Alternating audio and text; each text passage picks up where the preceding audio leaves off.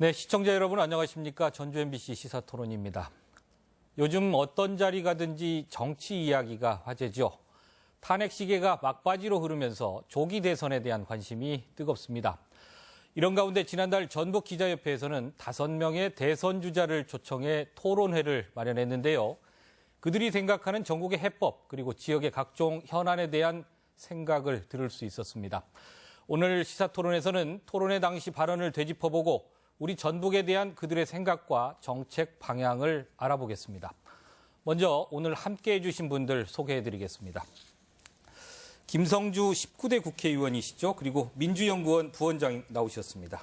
예, 안녕하세요. 네, 정진숙 국민의당 전북도당 사무처장 나오셨습니다. 반갑습니다.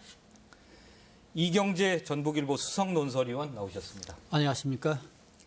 김남규 참여자치 전북시민연대 정책위원장 나오셨습니다. 네, 안녕하세요.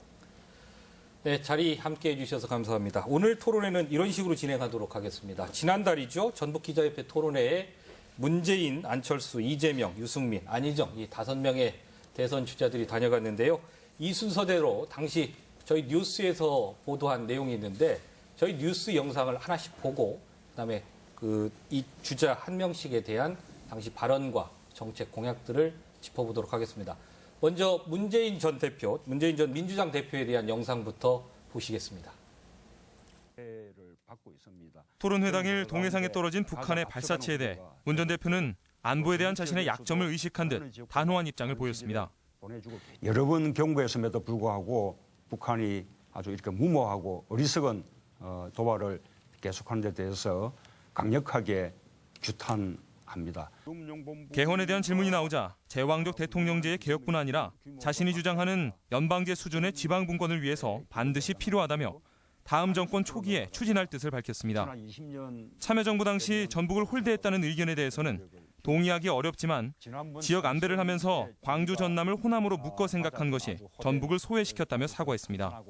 전북을 앞으로 별도의 권력으로 우리 경제 면에서나 또는 인사탕평의 면에서나 그렇게 해나가겠다는 약속을 드립니다. 토론회에 앞서 국민연금기금운용본부 신청사를 직접 방문한 문 전 대표는 전북혁신도시를 금융허브로 육성하고 지지부진한 새만금의 내부 개발도 속도를 내야 한다고 말했습니다. 청와대 내에 기구를 두지 않던 제가 만약 대통령이 된다면 제가 직접 챙겨나가겠습니다. 오는 6월에 폐쇄하는 현대중공업 군산조선소에 대해서는 계속 존치돼야 한다면서도 명확한 해법은 내놓지 못했습니다. 때문에 부정부패 척결. 네, 영상 보셨습니다.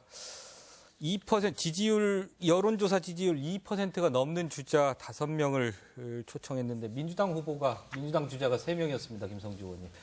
김성주 의원님께 먼저 여쭤봐야 될 것 같은데요. 문재인 후보, 문재인 주자, 문재인 전 대표의 토론의 내용 어떻게 보셨습니까? 간략히 좀 평가. 예, 역시 준비된 후보라는 인상을 받았고요.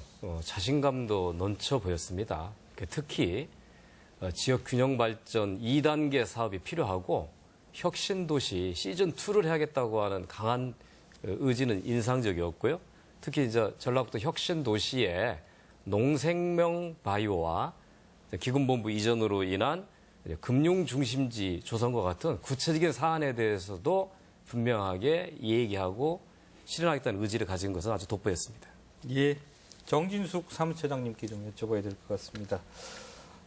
문재인 전 대표요. 지지율 압도적으로 지금 1위를 달리고 있고 대세론이다 이렇게 나오고 있는데 국민의당에서는 좀 보시기에 어떠셨습니까? 이번 토론회. 네, 역시나 크게 기대는 하지 않았었는데요. 고민한 흔적이 별로 보이지 않는 너무나 괴괄적인 네. 전라북도에 대한 약속이었다 그렇게 생각을 합니다. 대표적인 사례가 이제 전라북도를 독자 권역으로 하겠다라는 굉장히 추상적인 그런 공약을 하셨는데 그거에 대해서도 공교롭게도 우리 당 최고위원 회의를 그 다음날 전라북도에서 하면서 또 한마디 한 거에 대해서 당의 어떤 약간의 신경전이 있었는데요. 어쨌거나 전라북도 도민들 입장에서는 결코 손해보는 일이 아니라는 거, 야권이 이렇게 나눠짐으로 인해서 서로 자당의 목소리를 내면서 전라북도의 몫을 챙길 수 있는 기회였지 않았나 싶습니다. 하여튼간 다시 한번 염려가 되는 거는요. 대한민국 국민이 지지하는 여론 1번의 후보치고는 특히 우리 전라북도 현안에 대해서는 너무 그 깊은 성찰이 없다라는 것. 방금 영상에서도 보셨다시피 지금 전라북도 현안 중에서 가장 급한 현안이 군산에 있는 현대조선소 도크 문제잖아요. 네. 그거에 대해서는 그냥 적당하게 답변을 피해간 것이 지금도 문제 아쉽습니다. 예, 이경재 위원님 어떻게 보셨습니까? 지지율 1위 후보답게 뭐 가장 무난하게 답변했다. 전북 현안에 대한 이해도도 높다. 이런 평가가 나오긴 했습니다. 반면에 조금 정진숙 사무처장님 말씀 뭐 구체성이 좀 떨어지는 거 아니냐 이런 지적도 있는데요. 예, 뭐 안정감이랄지 준비성 이런 측면에서는 준비된 대통령 후보답게 가장 돋보이는 점이 예. 있었고요. 특히 그 발언을 보면은 그 주변에서 이제 뭐 자료랄지 이런 걸 제공을 해주지 않습니까? 그래서 예.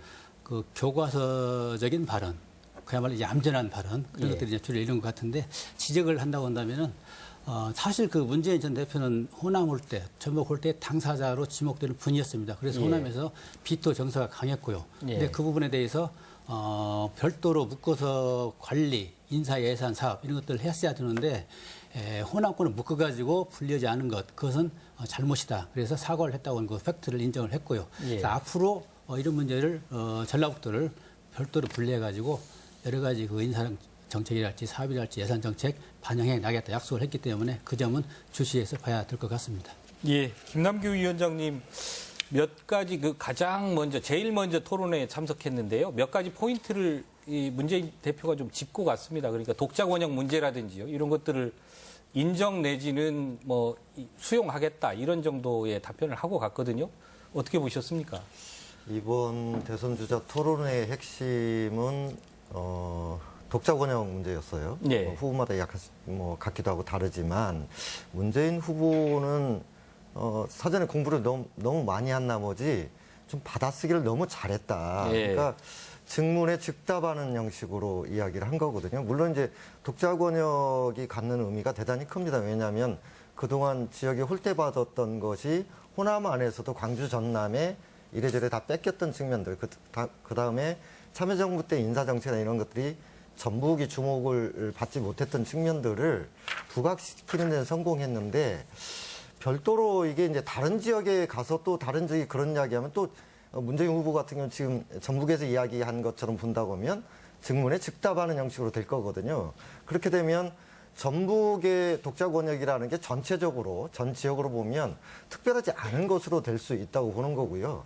그래서 한 가지 아쉬운 건 참여정부의 지역균형 발전 정책이나 혁신도시 정책에 대해서 좀 더 패널들이 깊이 들어가면서 구체적으로 지역균형 발전 전북의 문제를 앞으로 국정기조에 어떻게 담을 것인가 좀 더 한 발 나갔어야 되는데 증문 즉답에 만족하는 형태가 아니었나 그런 점이 좀 아쉽다고 봅니다. 예, 김성주 의원님 어떻게 보셨습니까? 예. 조금 답변이 필요할 것 같습니다. 독자 권역 발언의 배경과 의미에 대한 그 말씀들이 있었는데요. 그 참여정부가 지역균형 발전을 철학으로 내세우고 10개의 혁신도시를 조성합니다. 그중에 1호가 전주 혁신도시였어요. 네. MB 정부가 들어서면서 균형이라는 단어를 빼버립니다. 그리고 광역권 경제를 만들어요. 그래서 광주, 전남, 전북 하나로 묶습니다. 호남 경제권. 근데 영남은 대구, 경북과 부산, 경남 그대로 놔둡니다. 근데 그러면서 이제 예산과 사업과 인사에 있어서 호남 몫이라고 하나 주면서 그 속에서 또 작은 패권주의 작용한 겁니다. 광주 중심의 패권주의가 작용하면서 전라북도는 호남에서도 변방이 됐던 거죠. 그거에 대한 문제의식을 충분히 갖고 있었던 겁니다. 그건 뭐 짧은 토론에서 그런 게 아니라 지역의 많은 인사들을 만나면서 본인이 그거는 우리가 제대로 인식해야 되겠다고 하는 생각을 갖고 있어서 저는 이 문제, 그러니까 전라북도를 독자 권역으로 해야 한다는 건 경제적 측면뿐만 아니라 사업, 인사, 예산에 똑같이 이렇게 한다는 건데 그거를 비판한 저는 박지원 대표나 예. 그 편성한 그 유성의 부분을 이해할 수 없어요. 왜냐하면 몫은 잘 나눠지지만 그 안에서 또 경쟁이 있다고 하면 전라북도가 독자적인 행정 권역으로서 당연히 자기 몫을 가져가는 것은 지극히 당연함에 불구하고 그걸 왜 비판했는지 이해하기 어렵습니다. 예, 그 뒤에 안철수 대표 토론회 때 저희 이제 분석에서도 나오겠습니다만 전북목 찾기, 전북 독자 권역에 대해서 국민의당이 조금 다른 시각을 갖고 있는 건가요? 어떻습니까?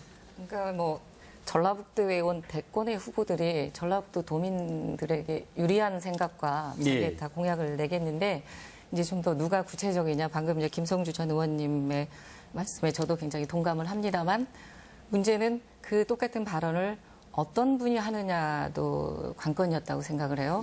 사실은 이제 문재인 대통령 그러니까 문재인 전 대표의 전라북도에 대한 어떤 신뢰도 그런 부분에 대해서는 본인은 참여정부에 절대 홀대한 적이 없다라고 말을 하고도 뭐 장관이나 기타 고위공직자의 뭐 비율을 발표하기도 하고 그러는데요.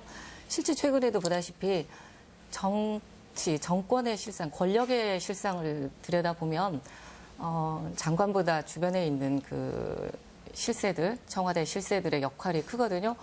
그 안에서 받던 사람들에 대한 평가가 호남에 대한 많은 무시가 있었다라는 평가는 이미 끝났어요. 그런데 그 부분을 스스로 인정하고 싶지 않기 때문에 계속해서 이제 이렇게 걸음이 꼬이는 거죠.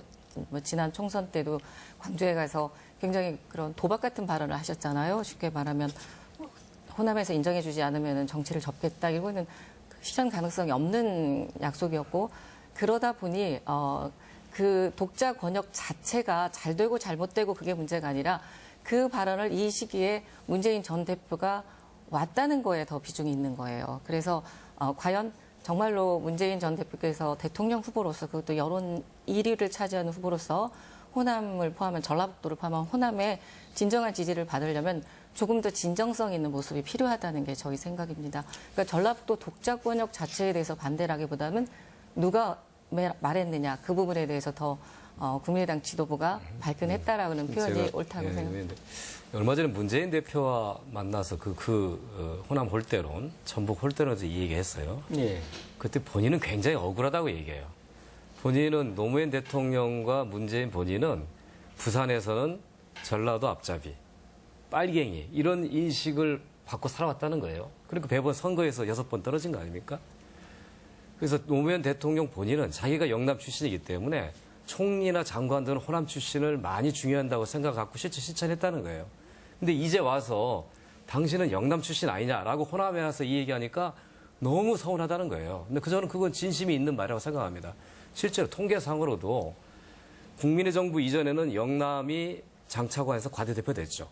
그거를 국민의 정부 때 어느 정도 바로잡았고, 근데 오히려 그때 바로잡은 게 아니라 호남이 더 많았죠. 인구 비중보다. 참여정부는 전체적으로 봐서 호남 비중이 약간 줄었지만 그 이후 MB나 박근혜 정부가 완전히 전멸한 거에 비하면 특히 전라북도 입장에서는 참여정부 때는 국회의장, 김원규 국회의장, 그다음에 정동영, 정세기 2명의 당의장, 또 2분의 장관, 또 청와대 수석이나 비서관도 빠짐없이 있었거든요. 그 후와 비교하면 절대로 홀대할 수 없다라고 이게 사실인데도 불구하고 그런 얘기를 너무 정치적인 공격을 하는 거에 대해서는 오히려 좀 사실을 좀 바로잡을 필요가 있다. 저는 생각합니다. 요즘 전북 올 때, 호남 올 때에서 가끔 나오는 이 통계가 이제 그 정부별 장차관 비율이죠, 숫자. 그런데 이경재 위원님도 아까 말씀하셨습니다만 4년 전에 문재인 대표는 대선 당시에 전북에 와서 여러 차례 사과한 적이 있는 것 같습니다. 전북인들의 마음을 서운하게 해드린 것 같다. 그리고 이번에도 사과는 또 조금 하신 것 같고요. 다만 전북 홀대했다는 그런 주장에 대해서는 동의하기 어렵다. 이런 발언도 하셨어요. 이경재 위원님, 김 위원장님 어떻게 그 부분에 대해서는 어떻게 보십니까? 네, 뭐 장차관 비율이랄지 특히 뭐 국회의장도 나왔고 그래서 그런 부분은 충분히 억울하게 생각할 만한 부분이 있습니다. 근데 차별했던 그 배경을 놓고 보면은 대통령 비서실장을 했고 민정수석을 했지 않습니까? 근데 그때 상당히 그 영향력 있는 자리에 있기 때문에 호남에서 어떤 인사 추천이 간단 말이죠. 공기업도 마찬가지고 행정부도 마찬가지고 그때 상당히 많이 견설시키고 다시 되돌려보낸 어떤 그런 그 주역이 문재인 아니었냐 이런 배경을 깔고 있는 거죠. 물론 비율로 따지면은 호남 쪽 정차관 비율이 아마 14.5% 정도 나올 겁니다. 그래서 많이 반영을 한 건 사실이고요. 억울하게 생각할 수 있는데 지금 그것이 뭐 문제가 되는 건 아니고 앞으로가 이제 문제지 않습니까? 그래서 아까 정진숙 전 의원께서 말씀하신 것처럼 진정성에 대한 담보를 못 하고 있는 거죠. 호남 사람들이 지지를 하면서도 과거에 거짓말을 좀 많이 했고 임기응변식에 답변을 많이 했기 때문에 진정성을 어디까지 믿어야 되냐 이 문제에 대한 확신을 좀 줘야 되는데 그래서 그런 의미에서 사과도 좀 하고 내 진정성을 이렇게 보여주고 하고 있는 과정인데 글쎄요 그것이 완전히 100% 갔었을지 예. 모르겠습니다. 예, 김남규 위원장님 어떻게 추가로 하실 말씀이 있으신지. 대선 주자 토론회가 중요한 이유는 그 대선 주자들이 발언을 내고 대통령으로 당선됐을 때 그게 국정에 반영되기 때문에 하나의 기록처럼 남는 거죠. 그런데 저는 독자 권역 문제나 전북 소위 문제 같은 경우는 정치적 영역에 속한다고 생각을 해요. 즉, 이 차별이 있는 것은 한쪽에 패권이 있는 문제이기 때문에 영남 패권을 어떻게 할 것인가가 좀 더 구체적으로 밝혀지고 후보의 생각의 진정성으로 발언돼야 된다고 보는 거고요. 그래야 차별의 문제가 상쇄되지 않겠습니까? 그다음에 지역 균형 발전에 있어서 호남 안의 전북의 문제뿐만 아니라 전체 지방의 문제에 있어서의 지역 균형 발전 문제를 이야기하려면 수도권 정책을 이야기해야 되는 거예요. 근데 우리끼리 앉아서 호남 안에서 전북, 물론 저는 정치적 함의가 있다고 생각합니다만은 그 단계를 좀 넘어서 영남 패권주의나 수도권 정책을 어떻게 할 것인가, 그 속에서 전북의 문제를 어떻게 바라볼 것인가라고 하는 차원으로 좀 더 나갔어야 되지 않느냐 이렇게 생각합니다. 예, 알겠습니다. 시간이 좀 흐르고 있는데요. 문재인 대표가 와서 약속한 내용이 좀 몇 가지 있습니다. 새만금 매립, 그다음에 지방분권, 지방재정분권, 현재 7대3을 8대2 구조를 7대3, 6대4 구조로 바꾸겠다. 이 부분에 대해서 간략히 짚고 다음 안철수 후보로 좀 넘어갈까 합니다. 김성주 의원님부터 조금. 예, 이제 문재인 대표하고 이제 여러 차례 대화를 좀 나눠보면, 예. 아까 말씀드렸다시피 전라북도를 별도 행정구역으로 따로 챙겨야겠다고 생각 확실히 갖고 있었습니다. 그거는 진정성 있는 답변을 제가 이해하고요. 그다음에 현안으로서의 크게 두 가지, 새만금과 혁신도시 발전 방안에 대한 생각을 놓고 보면, 새만금 지금처럼 매립 등 기반 조성을 민간 자본을 통해서 하는 거에 대해서는 굉장히 부정적이었습니다. 이거는 공영개발로 국가가 주도해서 하는 게 맞다라고 해서 매립을 정부주로 하겠다고 하는 거는 여러 번 토론에서도 이 얘기를 했고요. 특히 큰 강점은 참여정부가 지역균형 발전을 철학으로 내세웠잖아요. 세종시와 혁신도시 조성을 했는데 지난 MB 박근혜 정부 동안에 혁신도시 사업이 사실 지방에 맡겨진 사업이었습니다. 그러니까 공공기관만 이전만 했지 그에 관련된 연구기관이나 대학이라든가 기업들이 와서 집적이 돼야지 새로운 혁신의 거점이 되는데 그동안 소를 놓았다는 거죠. 그래서 혁신도시 시즌2를 한다고 하면서 이것도 역시 마찬가지로 지자체에 맡기지 않고 정주 여건이라든가 교육 모든 분야에 대해서 인프라 투자를 정부가 주도하겠다라고 한 것이 의미 있는 거라고 저희는 판단합니다. 예, 한 분 정도만 시간을 좀 드리고. 제가 말씀드릴까요? 그러겠습니다. 문재인 전 대표한테 가장 신뢰하고 믿을 수 있는 그런 부분은 지방 분권이라고 저도 생각을 합니다. 예. 참여정부 때보다 더 훨씬 강력하고 강화된 그런 분권을 하겠다고 그러면서 혁신도시 시즌2를 얘기를 했고요. 특히 지방 분권과 관련해서는 지역 균형 발전과 관련해서는 연방정부 수준의 지방자치를 하겠다. 그 이상의 다른 설명이 필요 없을 정도로 강력한 그런 장치죠. 연방정부 수준을 하려면 이제 개헌이 필요하고 그러는데 본인 얘기대로 빌리면은 지방정부 때 개헌을 같이 해가지고 아마 그걸 당길 것 같은데 가장 잘하고 확신할 수 있는 부분은 지방 분권, 혁신도시가 아닌가 이렇게 생각을 합니다. 예, 말씀 잘 들었습니다. 이번에는 그러면 계속해서 두 번째 토론회 참석자였죠. 국민의당 안철수 전 대표 토론회 영상 보시고 또 토론 이어가도록 하겠습니다. 안철수 전 국민의당 대표는 같은 당 박지원 대표가 소지역주의로 몰아붙인 전북목 찾기에 대해 소외받지 않도록 세심히 살피겠다며 당과는 다른 입장을 피력했습니다. 지역 내에서의 또 격차 문제도 그건 굉장히 세심하지 못했던 것 같습니다. 그런 부분들도 저는 꼭 시정하고자 최선 다하겠다는 말씀드립니다. 지역 격차 해소는 시대 정신이라며 인재 등용에 차별이 없어야 하고 국책 사업도 전북을 홀대해서는 안 된다고 강조했습니다.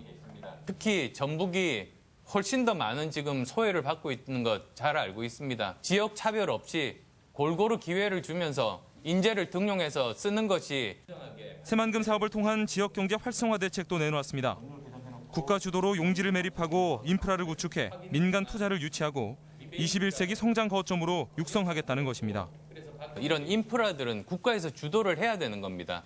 그런 상태에서 이제 민간에서 투자를 받을 수가 있습니다. 민간도 불확실한 상황에서 누가 투자를 하겠습니까? 안 전 대표는 지난 대선에서 문재인 후보에게 양보했던 대승적 결단과 3당 체제로 야권 승리를 이끈 저력을 강조하며 누가 국가 경영의 적임자인지 진지한 검증을 촉구했습니다.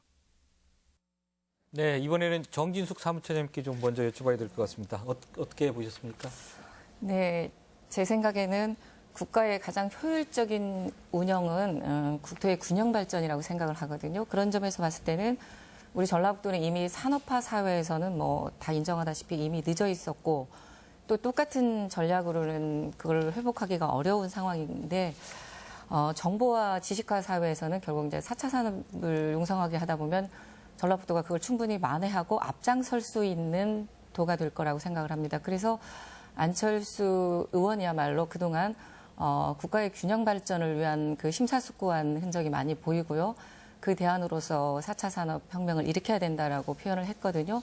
그리고 또 구체적으로 전라북도 현안에 대해서 수시로 지인들이나 그 지지하는 모임을 통해서 수시로 전라북도에 대한 공부가 있어 왔었거든요. 그 부분이 이번 토론회에서 잘 낫지 않았나 그렇게 생각을 합니다.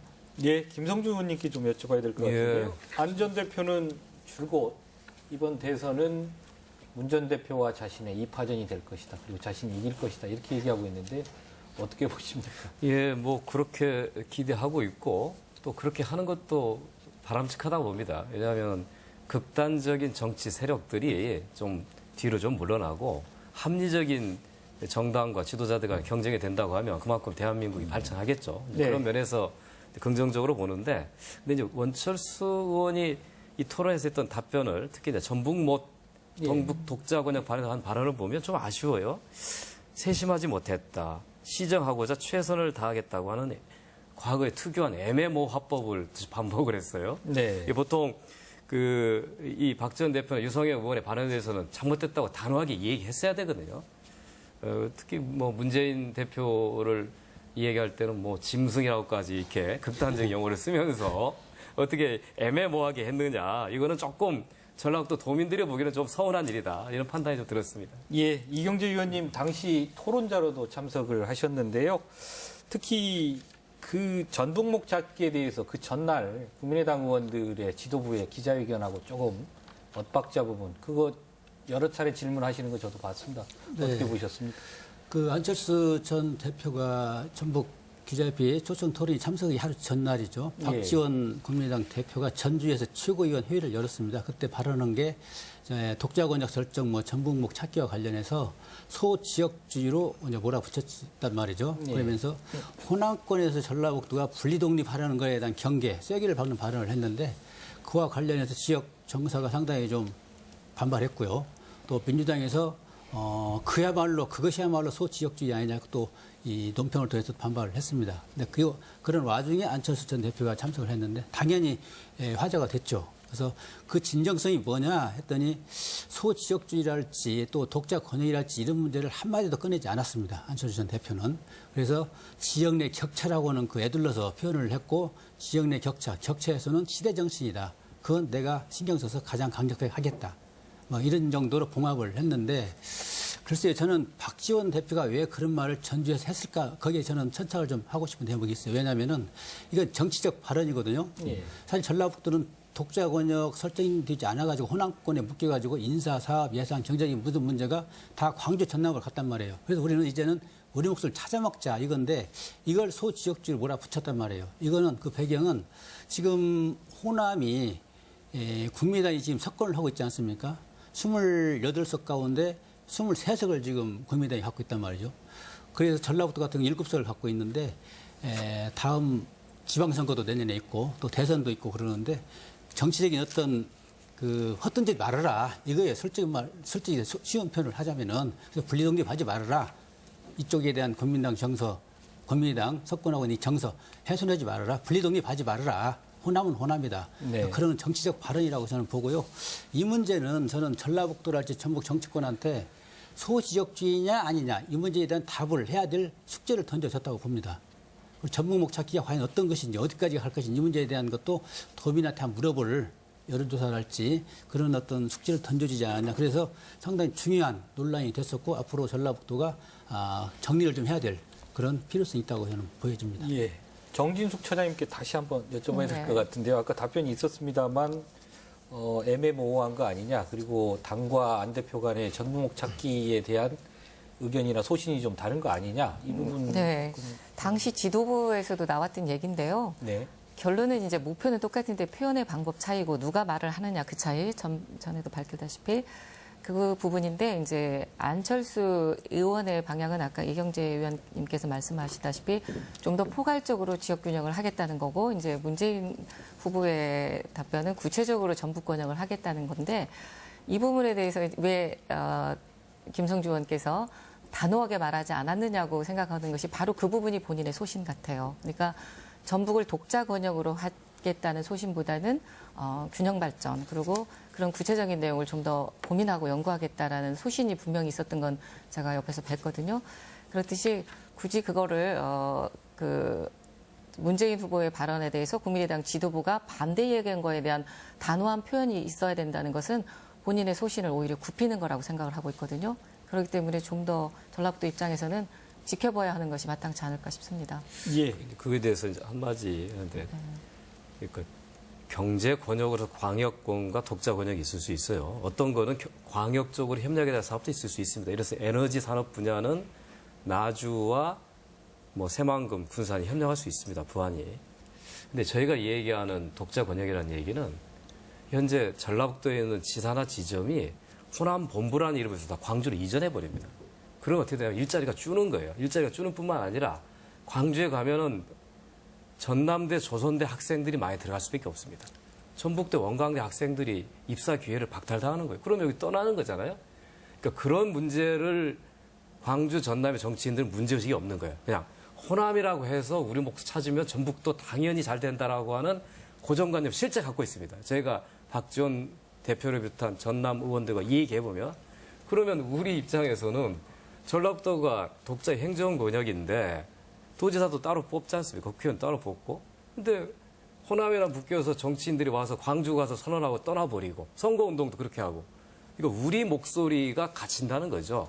그래서 저는 어떤 문제이냐면 우리나라 사회 전체적으로는 영남 패권주의가 작동하고 있지만 그 대항하면서 호남에 작은 패권주의가 생겼고 그 독점을 광주 전남에 가져가면서 전북이 더 소외되고 있다고 하는 문제의식 갖고 있는 거예요. 그 부분에 대해서 국민의당 국회의원들끼리 얼마나 문제의식 삼고 있고 고민하고 있는지는 제가 또 사무처장 입장에서 많이 보고 있거든요. 그래서 그거를 이제 양쪽의 구도로 생각해서 고민하지 않는 것처럼 비춰진다든가 호남권으로 묶어서 전라북도가 손해보고 있는 것을 피부로 느끼지 못하고 있다고 생각하면 안 되고요. 충분히 느끼고 있고 충분히 그 대안을 고민하고 있습니다. 예, 김남규 위원장님 좀 발언 기회 드리겠습니다. 네. 예. 전북목 찾기 독자 권역이 쟁점이 됐는데요. 저는 이번 대선 주자 토론에서 이게 부각이 되긴 했는데 예.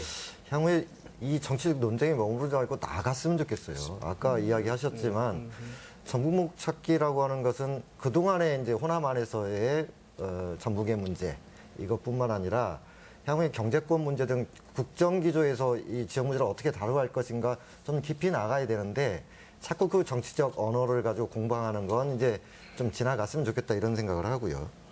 결국에는 전북목 찾기 독자 권역을 중심으로 한 이 내용이 송하진 지사를 중심으로 한 전북도정이 대선 정책을 발굴하면서 내놓은 키워드거든요. 그런데 아까 그런 공방은 결국에 송 지사의 프레임, 그러니까 민주당 소속인 송 지사의 프레임에 이제 국민한테 좀 반발한 것으로 보이고요. 예. 특히나 이제 새만금 문제에 있어서 이제 안 대표 발언 중에서 이제 내국인 카지노 문제도 좀 깊이 들여다 봐야 되는데 아까 독자 권역 문제고 이 문제는 슬그머니 좀 넘어가셨어요. 예. 그런데 지역적인 문제다. 새만금 내국인 카지노 이게 좀 불분명한 표현이고요.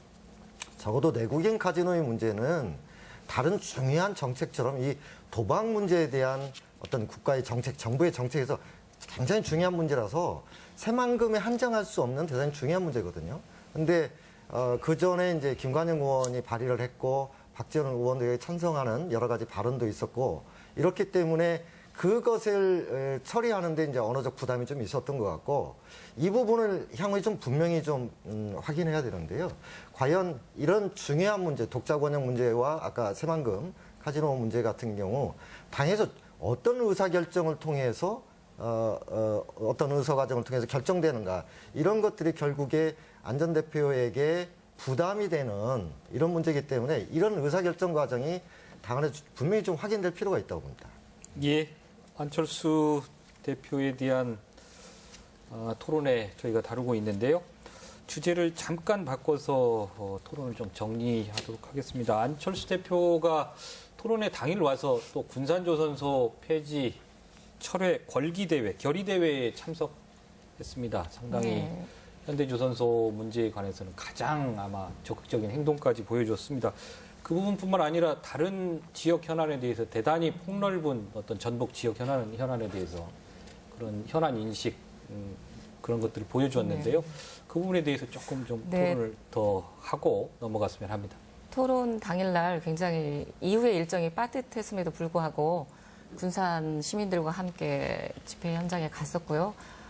옆에서 지켜봤을 때는 굉장히 군산 현대조선소 문제에 대해서 수시로 주변 사람들에게 정보를 얻으면서 고민하는 모습을 뵀었고 또 박근혜 정부가 약속했던 공약 중에 대표적으로 영남은 지켜지고 호남은 지켜지지 않는 부분에 대해서 명확하게 짚으셨어요. 뭐 지덕권 산림유치원 문제 그런 부분은 국비로 전액하겠다. 또 동학혁명 기념관 문제도 국비로 전액하겠다 등등 비교적 그 구체적인 계획들이 있는 편입니다. 그래서 기대해 볼 만한 후보라고 생각을 합니다. 예, 이경재 의원님 어떻게 보셨습니까? 아무래도 안철수 대표가 전북의 현안에 대해서 이렇게 해박하고 조금 막힘이 없는 부분, 이런 부분들은 안심 포럼인가요? 과거에 정치를 시작할 때부터 전북에서 높은 지지율을 받고 전북에 대한 부분을 상당히 깊이 연구한 것 같다. 이런 인식이 좀 있는 것 같습니다. 어떻게 보십니까? 그렇습니다. 그 학생들이 학교에서 공부할 때 저희 때만 해도 뭐 전과 참고서 이런 걸 많이 갖고 공부하지 않습니까? 그런데 안철수 의원 같은 경우는 자기 스스로 이렇게 노력을 하면서 파고들고 가는 그런 타입. 그래서 가장 진정성 있는 답변 또 접근 이런 것들을 돋보였다고 저는 생각을 하는데요. 예컨대 군산 조선 문제 같은 경우는 물량이 없다고 폐쇄한 건 잘못된 것이다. 이럴 때는 정부가 나서야 된다랄지 또 전라북도에 대한 어떤 느낌이랄지 인식 이런 걸 묻는 거에 대해서는 그렇게 딱 그 4차 산업이 어떤 최적지다 이렇게 하면서 비전을 좀 제시를 해줬고요. 근데 식금산업 클러스터랄지 종자산업이랄지 농생명 이런 것들을 규합해서 하면은 비전이 아주 있다랄지 이런 것들이 있고요. 또 하나 제가 좀 특이하게 본 거는 지덕권 산림치유원 사업이 정말로 애를 많이 먹고 있지 않습니까? 경북 영주에 있는 그 산림치유원은 전액 국가 예산으로 다 건설했단 말이죠. 근데 전라북도가 이걸 하려고 보니까는 50%를 지방 예산을 붙여라 하니까 돈이 없어서 못 오고 있는데 경북 영주의 예를 들면서 이건 잘못된 것이다. 국가를 해야 된다. 이런 것들은 구체적으로 이렇게 얘기한 것들을 보면은 상당히 디테일하게 연구를 하고 본인 나름대로의 주관을 갖고 있지 않나 이런 느낌이 들었습니다. 예. 저는 이런 느낌을 받았어요. 문재인 전 대표는 도에서 이야기한 그 대선 발굴 과제 8개 분야 44기인가요? 요걸 듣고 잘 받아 쓰셨고 그대로 안 전 대표는 잘 받았으면 옆에서 메모를 좀 자기 생각을 좀 충실히 더한 그런 느낌이다. 그러니까 문 전 대표는 아무래도 이제 부자 몸조심한다고 지역의 요구를 충분히 받아서 다시 답변하는 게 우선했다고 하면 4차 산업 문제라든지 아까 지덕권 산림치유원 문제라든지 군산 조선소 문제라든지 이런 부분에 대해서는 상당히 자기 생각을 구체적으로 정리해서 답변한 게 아닌가 이렇게 평가합니다. 그거는 좀 사실과 좀 다른데요. 실제로 토론 과정에서나 여러 인터뷰 간담회에서 군산 조선소 문제 얘기했습니다. 그리고 여러 현안들 얘기했고 지덕 이런 문제는 사실은 예산 배분 전형적 왜곡인 거죠. 그러니까 어느 한 지역이 권력을 잡게 되면 그 지역으로 나라의 모든 재원들을 독점적 가져가 버리고 다른 지역한테는 안 주는. 그거는 균형 발전 철학하에서 고쳐야 될 문제지. 그런 사안은 말로 할 수는 있지만은 그거는 집권에서 고치겠다라고 하는 이상의 해법될 수 없고 그러니까 너무 지역적인 문제를 가지고 공부하고 메모까지 더 봤다고 얘기하는 거 좀 과한 얘기 같습니다. 예, 알겠습니다. 안철수 대표에 대한 진단 분석 이걸로 마무리하고요. 이번에는 이재명 성남시장 토론회 영상 먼저 보시겠습니다. 이재명 성남시장은 새만금 사업이 정부의 재원 투자를 미루면서 민간 투자를 유치하겠다는 허황된 계획 때문에 답보 상태에 머물고 있다고 지적했습니다. 군산 조선소 문제는 공공용선을 미리 발주하고 정부가 선박 보증을 하면 풀릴 수 있다며 구체적인 해법을 제시했습니다. 아주 쉽게 해결할 수 있는 사안인데 정부가 아무 손도 안 쓰고 있다 보니까 결국은 문을 닫고 수십만 명이 그다음에 치명적인 피해를 입는 일이 벌어지는 것 같아요. 삼성이 새만금 투자를 철회한 것은 강자의 횡포라며 책임을 물어야 한다고 밝혔습니다. 호남에서 전북을 분리해 전북 독자 권역을 수립할 수 있다고 밝혔고 인사차별 해소와 공공기관의 지역인재 채용을 늘리는 정책에도 공감을 표했습니다. 정책을 수행할 때 호남의 일부가 아니라 호남권, 전북권 이렇게 할 수 있다고 생각하는데 그건 지금 너무 격차가 심하니까 충분히 그럴 필요가 있다고 생각합니다. 농어민과 청년에게 연간 100만 원씩 주는 기본소득 정책은 전북에 연간 1조 6천억 원을 순환시켜 지역 경제를 활성화시킬 대안이라며 포퓰리즘이라는 시각에 선을 그었습니다. 이걸 해당 지역에서만 쓸 수 있는 지역 화폐로 상품권을 지급하면 지역 경제가 아마 상당히 많이 원활해질 수 있을 겁니다. 최근 인기가 하락했지만 경선을 거치면 다시 반등할 것이라고 자신하며 불평등한 한국 사회를 자신이 개혁하겠다며 지지를 당부했습니다. 네, 이번에는 김남규 위원장님 좀 분석 부탁드립니다. 모두 발언에서 이재명 시장은 나는 장애인 청년 노동자 출신이다. 그러니까 어렵게 성장했던 그래서 서민들 사회 밑바닥층은 잘 알고 있는 그런 사람이라고 자기를 소개했고요. 특히 이제 국정농단 사건 때 인지도가 높아지지 않았습니까? 그래서 부패 불의를 청산하고 공정한 나라를 만들겠다라고 하는 그런 의지를 강하게 밝히셨고 지역 문제에 대해서도 박정희 정권이 영호남으로 분리하고 또 수도권과 지방의 이중으로 차별을 받고 있는 전북 문제에 대해 또 언급을 하셨고요. 그리고 호남 문제에 대해서는 또 다른 후보와는 다르게 호남 정신 이야기를 한 번 더 하셨어요. 예. 그리고 그러면서 호남에 무슨 이익을 주겠다는 것으로 나는 후보가 되고 싶지 않다. 이런 이야기를 했고요. 전체적으로 보면 그 운동선수나 이제 가수가 몸에 이제 어깨에 힘이 잔뜩 들어가면 좀 잘 안 된다고 하지 않습니까? 이 토론 과정을 보니까 좀 힘을 들이지 않으면서도 시원스럽게 답변하는 지역 문제까지도 그런 어떤 답변을 볼 수 있었던 것 같습니다. 예. 실은 정치부 기자들 사이에 이번 토론에 취재하던 정치부 기자들 사이에 아마 이런 이야기가 나왔는데요. 이재명 시장 토론에 있었을 때 기사 쓰기 가장 쉬웠다 이런 표현이 있었습니다. 그만큼 발언이 구체적이고 또 전북 현안에 대해서 또 정통하기도 하고 그랬는데요. 이경재 위원님 어떻게 보셨습니까? 그렇습니다. 공감합니다. 시원시원하죠. 네. 그리고 모든 사안에 대한 접근 방식이 정의와 공정 그걸로 접근을 하기 때문에 시원시원하고 또 가치를 이렇게 부과시키는 그런 것이 장점인데요. 예컨대 삼성 MOU 지난 한 해 동안 얼마나 쟁점이 되어 왔습니까? 그냥 강자의 형포다. 애당초 삼성이 투자를 의향이 없었다. 책임을 물어야 한다. 이런 식이거든요. 그래서 이런 모든 문제에 대해서 이런 식으로 접근하니까 워딩이 단순하고 꽉꽉 필이 꽂히는 거죠. 근데 그런 것들은 제가 볼 때는 기초자치단체장을 하면서 현장 정을 많이 한 것이 하나 주요한 것이 있고 또 하나는 성남시를 진보적인 어떤 시장이 하니까 정부 대립각을 얼마나 많이 세웠습니까? 복지정책이랄지. 그래서 정부와 어떤 그 싸움을 하는 과정에서 상당히 그 몸집이 불려질 내공을 갖춰진 그런 것들이 이번 대선주자 토론회에서도 그냥 묻어나는 것이 아닌가 그렇게 생각이 들었습니다. 예, 정진수 사업처장님 이 시장께서 하신 얘기 중에 야권연합, 정권 잡으면 소연정을 하겠다. 소위 말해서 국민의당과의 연합이 있지 않습니까? 네, 어떻게 받아들이십니까? 어차피 누가 대통령이 돼도 이제 20대 국회에서는 여소야대를 피할 수 없지 않습니까? 예. 그렇기 때문에 소연정 필요에 따라서 연정은 가능하리라고 생각을 하고요. 예.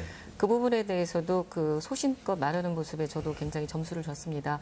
아까 이경주 위원께서 말씀하셨다시피 현재 여론 수위가 선두가 아니어서 그런지 편하게 본인의 시정 운영 방향과 맞추어서 시원시원하게 답변을 해주셨고요. 또 한 가지는 이제 제가 이번 토론에 두루두루 후보를 보면서 느끼는 건데 과거의 역할이 복합적이었던 사람들이 굉장히 유연성이 있다라는 것. 즉 이재명 시장 같은 경우는 우리가 볼 때는 성남시장으로서 익숙하지만 과거의 정당 생활에 굉장히 구력이 있는 선수입니다. 그래서 정치력과 또 행정력을 같이 갖춘 입장에서 굉장히 전라북도의 도민들의 가려움을 표신하지 않게 살살 잘 긁어줬다고 저는 평가를 했습니다. 예, 김성주 의원님 같은 당 문재인 예. 후보, 문재인 전 대표와 같은 당입니다만 독자 권역 설정 문제라든지 여러 면에서 문 대표보다 훨씬 더 구체적이지 않느냐. 전북 현안에 대해서도 정확히 해줄 이야기 정확히 해주고 있지 않느냐. 이런 평가가 좀 있습니다. 어떻게 보십니까? 예, 우리 이재명 시장은 그야말로 사이다 발언으로 인기를 얻게 된 후보죠. 근데 정말 사람들이 듣기 원하는 소리를 꼭 집어서 하는 아주 탁월한 능력이 있습니다. 네. 제가 19대 때 국회 보건복지에 간사할 때 국감에 이재명 시장이 본인이 나오겠다는 거예요. 아니, 당신은 피감기관이 아닌데 왜 나오냐고 그랬더니 당시에 이제 복지부하고 성남시하고 산후 공공조리원 설립을 놓고 성남을 하겠다고 하고 복지부는 막은 그런 사례가 있었는데 그때 자기가 나와서 왜 필요한지 설명하겠다는 거예요. 근데 처음에 여당 의원들이 피하더라고요. 왜 하냐 하니까 이재명이 나오면 골치 아프다. 네. 근데 결국은 나왔어요. 나왔는데 여당 의원들이 공격을 했는데 나중에는 다 여당 의원들 나가 떨어지더라고요. 근데 그럴 정도로 말펀치가 센 분이고 어떤 복잡한 사안을 단순하고 명쾌하게 전달하는 능력이 있다 이렇게 생각하고 이번에서도 발언 내용 보면 아마 전라북도 도민들 입장에서 듣고 싶어하는 또 질문하는 기자들이 원하는 답변을 꼭꼭 집어서 잘한 것 같습니다. 예, 김남규 위원장님 정리를 좀 부탁드립니다. 이 현안 인식도 강하고 또 구체적이고 뭐 이런 이야기 계속 나오는데요. 네. 역시 최대 강점은 뭐라고 생각하십니까? 일단 그동안 호남의 어떤 저항 정신 예. 뭐 이런 걸로 본다고 하면 그런 심리적인 부분에서는 이재명 시장이 상당히 호응도가 좀 있다고 보는 거고요. 예. 다만 이제 이후 경선에서 이제 어떻게 될지는 모르겠으나 지역 문제에 대해서 좀 더 아까 시원스럽게 이야기했지만 뭔가 비전을 좀 주면서 어떤 그 지지를 얻을 것인가 이런 것들이 하나의 뭐 관전 포인트가 아닐까 싶습니다. 예, 김남규 위원장님 말씀은 나중에 안희정 지사 저희가 논의할 때 조금 더 집중적으로 나올 네, 부분이 네, 아닌가 그런 생각이 듭니다. 계속해서 이번에는 바른정당 유승민 의원 관련 영상 보시고 또 토론 계속 이어가도록 하겠습니다. 군산조선소 가동 중단에 대해 유승민 바른정당 의원은 앞서 토론회를 다녀간 문재인, 이재명, 안철수 대표 등과는 달랐습니다. 위기의 조선업이 구조조정 중이고 기업이 결정한 일이기 때문에 국가는 어쩔 수 없다고 잘라 말했습니다. 새만금 쪽에 개발을 더 해드린다든지 국가가 할 수 있는 걸로 약속을 하는 게 낫지 이 민간 기업의 결정 부분에 정부가 그렇게 지금 나서서 새만금 개발을 위해 공항이 꼭 필요하다면서도 군산공항을 확장해서 민간과 군이 함께 사용해야 한다고 밝혀 자신의 지역구인 대구에서 별도의 민간공항을 확대 건설하는 것과 비교해 이중잣대 아니냐는 시각을 불렀습니다. 저는 이 새만금 지역의 신공항을 기존에 군산에 있던 그 비행장을 확장을 해서 거기에 민간 군이 같이 쓸 수 있는 공항으로 유 의원은 나아가 기금운용본부 이전에 대한 기대 효과에 대해서도 제한적일 것이라고 진단해 여의도 기능의 전주 이전에 대해 신중론 내지는 부정적 입장을 보였습니다. 이 기금운용본부가 당장 이 지역에서 뭔가 그 금융 그 자체만으로 뭔가 금방 생기지는 않을 겁니다. 다만 유 의원은 전북 독자 권역 설정이나 새만금 매립 정부 추진 등에 대해서는 앞서 토론에 참석했던 문재인, 이재명, 안철수 전 대표 등과 같았습니다. 네, 이번에는 이경재 위원님으로부터 토론의 답변 내용 좀 분석 듣겠습니다. 네, 유승민 의원은 잘 아시는 것처럼 권력 앞에서 할 말을 했던 정치인이었단 말이죠. 그래서 소신 발언 중요하게 얘기해 왔었는데 역시 전라북도에 와서도 소신 있는 발언을 했습니다. 리포트에서 보신 것처럼 전라북도 민심을 잡으러 온 것인지 자기 경제학 이론을 설파하러 온 것인지 모를 정도로 주관 있게 이야기를 했는데요. 어쩌면 또 맞는 대목일 수도 있어요. 그래서 저는 긍정적으로 보긴 합니다만은 대체적으로 현안에 대해서 파악을 하고 있었지만은 예컨대 군산조선소 문제 같은 경우 접근을 보면은 좀 이건 아니다 싶은 그런 생각이 들고 예컨대 군산조선소는 조례를 만들어가지고 전라북도 군산시에서 200억까지 지원하면서 일자리를 만들려고 지원을 해준 기업 아닙니까? 예. 근데 그게 지금 일거리가 없어서 조치 지금 상황인데 이거는 정부가 나서서 해야죠. 해결 방법이. 근데 이거를 정부가 민간 기업이 어떻게 개입을 하냐면 이런 식의 논리를 편단 말이죠. 그러면은 그 지역에 와가지고 그만한 약속을 했고 재정적 지원을 했던 그런 그 기업들이 여건이 안 좋다고 해가지고 그런 상황에 처했을 때 그럼 정부는 손 놓고 있어야 되냐 이런 문제가 나온단 말이죠. 그래서 이런 문제들에 대한 문제 접근이 너무 그 공허하고 너무나 그 이론적이고 또 그런 게 아닌가 싶어서 약간 그 뭐 거듭되는 얘기지만은 울타리 밖에서 본 어떤 방관자적인 어떤 견해 예. 상당히 실망이 좀 있었습니다. 예, 이 의원님 뭐 조선소 얘기 그다음에 또 군산공항 얘기 함께 해주셨는데요. 이 부분 함께 좀 논의해봤으면 좋겠습니다. 예. 소신 발언 이후에 지켜본 느낌은 거대 여당의 장관 발언 같은 느낌입니다. 예. 다시 말하면 정부 차원에서 봤을 때 굉장히 옳은 얘기인데 정치라는 게 뭡니까? 행정에서 할 수 없는 일을 할 수 있는 게 정치력이거든요. 전라북도에 와서 저분은 그냥 바른정당의 후보로 나오겠습니다 하는 신고식이지 전라북도에는 전혀 뭐 어떤 역할을 하지 않겠다, 정치력을 발휘하지 않겠다라는 선전포고를 하고 간 것 같습니다. 특히나 이제 또 염려되는 것 중에 전라북도에 지금 근간의 현안은 군산 현대조선소 문제지만 또 앞으로 계속될 현안 중에 하나가 국민연금공단의 기금운용본부 이번 주에 오지 않았습니까? 네. 앞으로 계속해서 존치를 전라북도 도민들은 희망하고 있고 또 정부에서는 어떻게 하면 기회만 있으면 공사화시켜서 분리시킨다는 명분 아래 서울로 데려갈까 그 고민을 하고 있는데 뭐 그럴 일은 없겠지만 유승민 후보 같은 분이 대통령이 된다면 그런 일들이 속전속결이 될 것 같습니다. 예, 김성주 의원님 조금 발언. 예, 뭐 사실 유승민 의원은 새누리당 출신이지만 예. 그 합리적 보수의 이미지를 가지고 있는 의원인데요.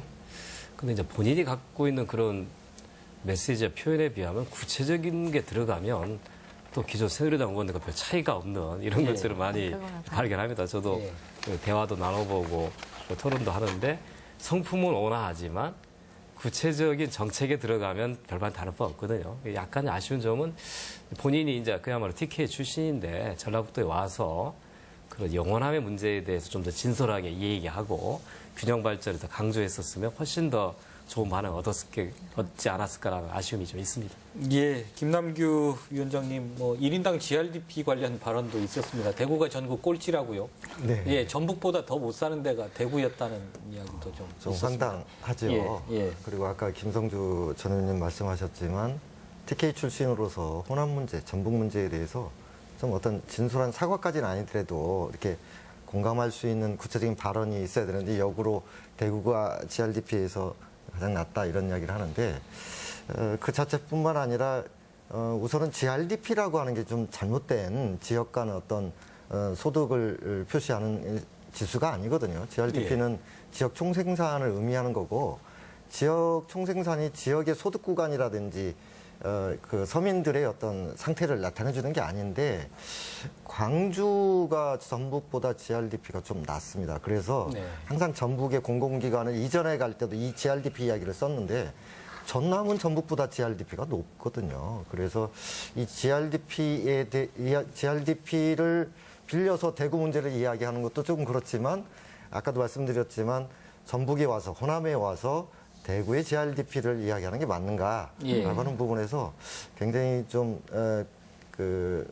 뭐랄까요 합리적 보수에 대한 어떤 기대감, 보수의 변화 예. 그런 점에서 유승민 의원에 대한 기대가 많은 것에 어떻게 보면 뭐 이렇게 소금을 뿌리고 간 격이 아닌가 이렇게 싶습니다. 예, 조금 정리하겠습니다.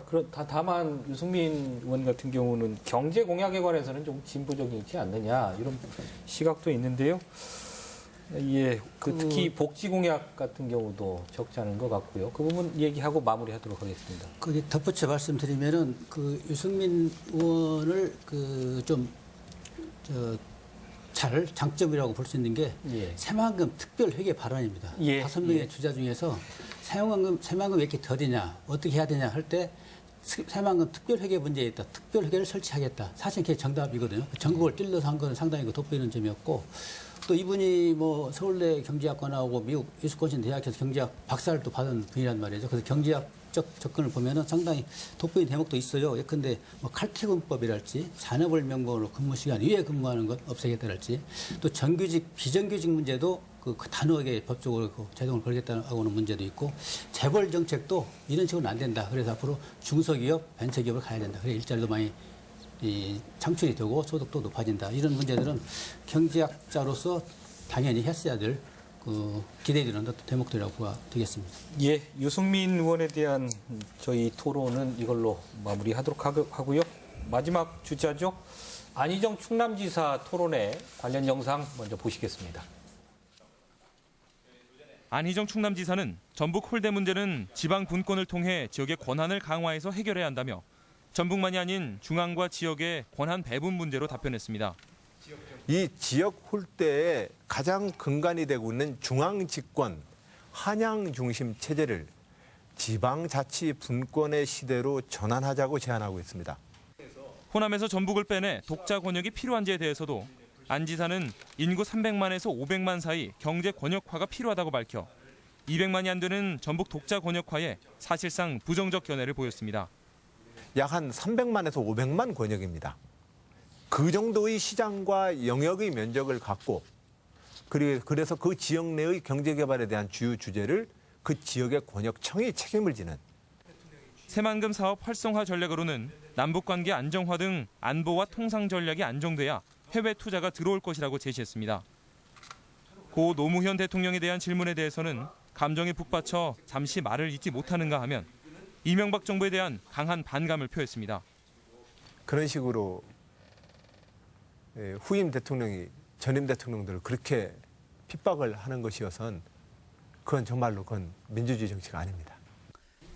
이 밖에 개헌은 반드시 지방분권 내용을 중심에 담도록 해야 한다고 여러 차례 강조했고 김종인 전 민주당 대표와의 연대에 대해서도 가능하다고 밝혀 눈길을 끌었습니다. 네, 저희가 맨 처음에 문재인 전 대표에 대한 토론을 조금 길게 했는데요. 이 안희정 지사 역시 저희가 생각해 볼 지점이 몇 군데 좀 있는 것 같습니다. 먼저 김성주 의원님께 좀 여쭤보겠습니다. 간단히 좀 분석부터. 예, 안희정 지사는 현재 후보들 중에서 가장 젊은 후보이고 또 최근에 가장 많은 지지율 상승을 보인 후보이기도 하는데요. 안희정 지사의 가장 큰 철학은 지방 분권 철학입니다. 그거는 노무현 대통령과 같이 일하면서 생긴 것이기도 하고 또 충남지사를 하면서 확고하게 인식한 것이기도 하는데요. 좀 아쉬운 점은 그 균형 발전이라는 게 기계적인 발전이 아니고 가장 관심 있는 것은 낙후 지역을 어떻게 발전시킨가가 첫 번째 고민이 돼야 한다고 생각한다면 전라북도처럼 전국에서 가난한 사람이 제일 많고 작년에 성장률이 제로였던 이런 지역에 대한 좀 더 따뜻한 발언과 관심, 고민이 있었으면 더 좋았지 않을까 하는 그런 좀 아쉬움이 좀 있습니다. 예, 이경재 의원님, 네, 김 의원님 말씀도 있었는데요. 전북 홀대 독자 권역 문제 어떻게 평가하십니까? 전북 홀대 소유랄지 독자 권역 문제에 대한 접근 방식이 저는 좀 이해가 안 된다고 봐요. 왜냐하면은 충남 도지사를 하면은 지방의 어려움이랄지 앞으로 구체적으로 말씀드리면 국토교통부입니다. 이 독자 권역 설정에서 추진나가는 그 주체가. 근데 이것들이 상당히 많이 폐단이 많이 있어 왔거든요. 이명박 정부 때는 5+2 이런 권역 경제권 설정을 했고 사실은 효과가 없었어요. 그런 그 광역 개발 정책들이. 근데 충남지사를 하면서도 이 문제에 대한 접근 방식이 과거와 똑같은 달라지는 것이 없단 말이죠.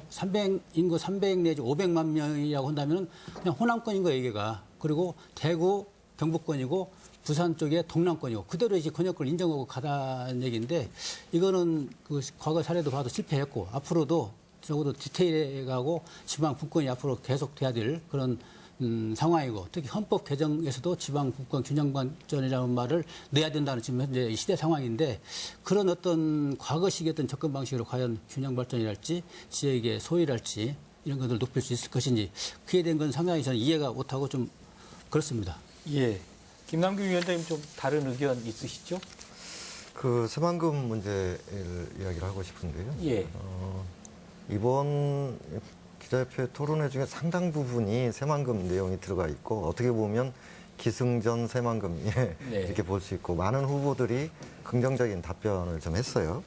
근데 전체적으로 보면 안희정 지사의 답변은 너무 좀 담론적이고 정책 기조적인 그러니까 새만금 문제에 대해서 물었는데 그 안보, 외교 이것이 안정되면 국제적인 투자가 이루어진다라고 이렇게 이야기를 해버렸거든요. 그러니까 새만금의 투자를 어떻게 유치할 거냐 답변에 대해서 외교 안보가 안정되면 된다.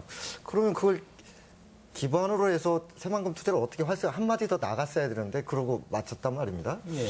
대부분 이런 식의 답변이어서 큰 틀에서 좀 뭐랄까요? 해박한 어떤 지식, 정책 기조에 대해서는 잘 알고 있지만 구체적인 답변에서는 이렇게 피해가는 이게 지역 문제를 잘 알고 있는가라고는 점에서 좀 많이 아쉬웠습니다. 예, 정진숙 사무처장님도 네. 조금 하실 말씀이 있습니다. 저도 그 부분에 대해서 굉장히 공감하는데요. 솔직히 좀 기대를 했던 부분은 충청남도와 전라북도가 인근 지역이지 않습니까? 그래서 저는 전라북도 현안에 대해서 굉장히 좀 알고 있을 줄 알았는데 전혀 파악이 안 돼 있었고요. 그래서 생각해 보니까 그 노무현 적자 싸움에 너무나 몰입한 것이 아닌가 그런 생각이 들고 또 한 가지 제가 기대했던 것은 전라북도는 최근에 4.13 총선 이전까지는 거의 지사와 의원이 같은 당 일색인 민주당 일색으로 갔었는데 충남 조정은 사실 그렇지 않았거든요. 도지지사는 민주당, 그다음에 새누리당의 기타 정당들의 의원들이 굉장히 있는 도지사 하기가 만만치 않은 지역이었어요. 그래서 저는 굉장히 훈련이 잘 돼 있는 대통령 후보가 돼 있을 거라고 생각을 했는데 당을 넓게 포괄하는 주의, 그러니까 선의의 표현이 많이 됐던 그런 도지사화가 돼 있었던 점에 대해서는 굉장히 실망을 했었던 후보입니다. 예, 발언이나 이 답변이 구체적이지 않다, 안희정 지사가요. 추상적이다 이런 논란 지적들은 계속되고 있는 것 같은데 전북목 찾기를 예를 들면요. 질문은 전북목 찾기에 대해서 어떻게 생각하십니까? 라는 게 질문인데 안 지사의 경우는 거기서 지방분권, 지역의 문제로 받는다는 말씀이죠. 그게 조금 특정 지역에서 바라보기에는 그래서 어땠다는 것이냐라는 그런 의문이 있을 수 있습니다. 예. 안희정 지사가 이제 충청남도의 지사를 2번 하고 있는 상태잖아요. 아무래도 이제 그 지역을 책임지다 보면 그 지역의 시각으로 전국을 바라보는 게 어쩔 수 없이 생깁니다. 그렇더라고요. 본인이 이제 지사를 벗어나서 그야말로 본격적으로 한 나라를 이끌어가겠다고 생각하면 고민과 표현이 달라질 수 있는데, 그러니까 아직은 충남 지사로서 시각을 좀 가지고 있구나라는 그런 부분이 있는 것 같고요. 이 얘기하는 것 중에서 최소한 인구 300만이나 500만 정도 돼야지 독자권이 할 수 있다는 이 얘기는 경제적인 측면에서는 맞을 수 있어요. 그런데 우리가 그걸 보는 데 있어서 그러면 인근 지역이라고 이야기하면 광주 전남도 있지만 충남 충북도 있을 수 있거든요. 그런 의미에서 어디 하고든지 간에 경제적으로는 협업해야죠. 그러나 어떤 제한된 몫을 가지고 나누는 데 있어서는 경쟁할 수밖에 없는 거거든요. 근데 그 경쟁해서 어느 한 지역에 독식한다고 하면 그것이 또 하나의 지역 패권주가 되는 거거든요. 그런 거에 대한 내용 이해를 잘 못하고 원론적인 답변을 하지 않았느냐, 그런 생각이 들어갑니다. 네, 시청자 여러분 어떻게 보셨습니까? 오늘 시사토론에서는 대선주자 토론회를 다시 되짚어보는 시간으로 함께했습니다.